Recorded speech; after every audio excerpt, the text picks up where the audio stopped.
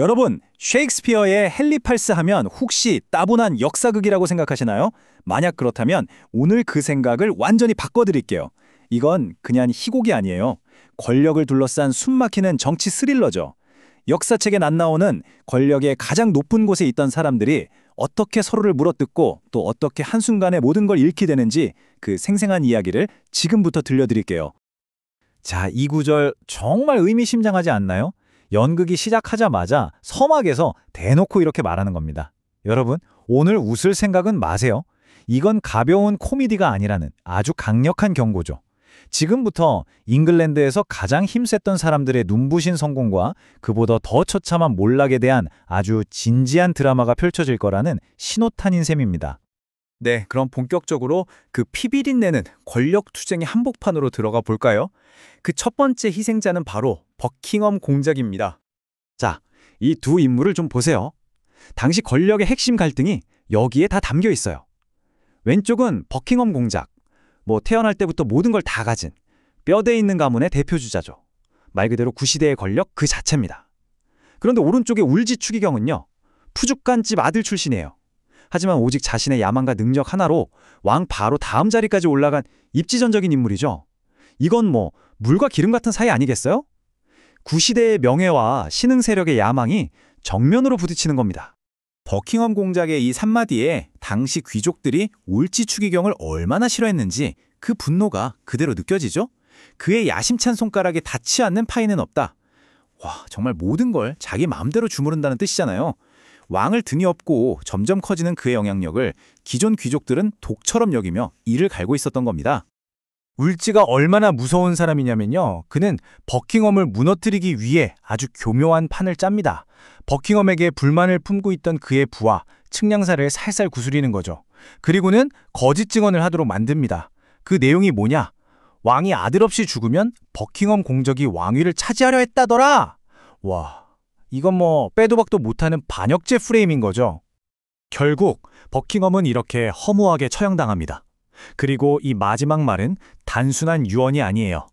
궁정의 모든 사람들에게 보내는 서늘한 경고죠. 그러니까 내 이야기를 하면서 울지 추기경한테 밉보이면 어떻게 되는지 똑똑히 기억하라는 그런 메시지를 남긴 겁니다. 모두가 이 사건을 보고 깨달았을 거예요. 아, 저 추기경은 절대 건드리면 안 되는 사람이구나. 자, 한 명의 거물이 사라졌습니다. 그럼 이제 왕의 칼날은 어디로 향할까요? 놀랍게도 바로 자신의 아내, 무려 20년을 함께 살아온 캐서린 왕비였습니다. 왕은 이제 이혼을 원하고 있었어요. 물론 왕이 내세운 이유는 아주 그럴듯해요.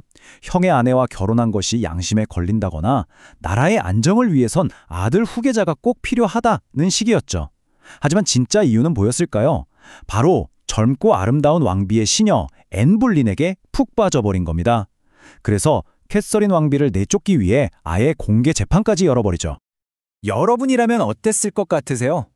남편인 왕과 나라의 2인자인 추기경이 이미 다 짜고 치는 재판이에요.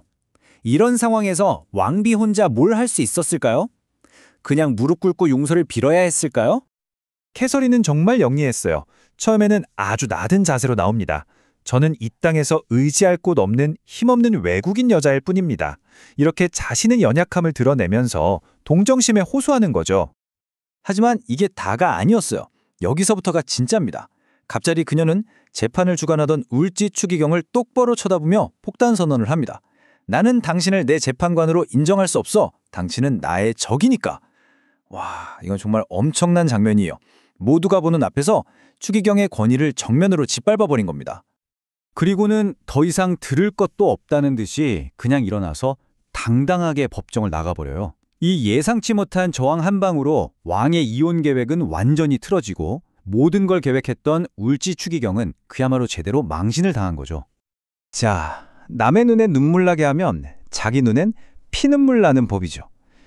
다른 사람들을 그렇게 무너뜨렸던 울지 추기경, 이제 그가 자신의 야망에 잡아먹힐 차례입니다. 연극의 주제, 위대함이 얼마나 빨리 비참해지는가, 바로 그 클라이맥스가 다가오고 있습니다. 근데요, 그 대단했던 추기경의 몰락이 정말 어이없는 실수 하나에서 시작됩니다. 그가 왕에게 국정 서류 뭉치를 보냈거든요. 그런데 그 안에 절대 들어가선 안 될 서류 2개가 딸려 들어간 겁니다. 하나는 뭐냐? 바로 자기가 그동안 긁어모은 어마어마한 사유재산 목록? 그리고 또 하나는 와, 이건 진짜 치명타인데 왕의 이혼을 늦춰달라고 교황한테 몰래 보낸 비밀 편지였어요. 이 실수 하나로 그의 위선과 배신이 전부 들통나버린 겁니다.